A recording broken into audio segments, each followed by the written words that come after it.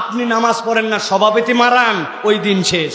কোথাকার উড়নচণ্ডী আছে, মসজিদের সভাপতি পদে দাঁড়ায় গেছে, উনি ইমামের উপরে কলম ঘুরায়, ছড়ি ঘুরায়, মন চাবে বলবে চলে যাবে, আর আমরা চলে যাব। ওই দিন নাই, হিসাব কিতাব বরাবর করার দিন আসছে এখন। মুয়াজ্জিন ইমাম 7 দিন করে ছুটি পাবে মাসে, আর সভাপতি 7 দিন ইমামতি করবে, সেক্রেটারি 7 দিন মুয়াজ্জিনি করবে।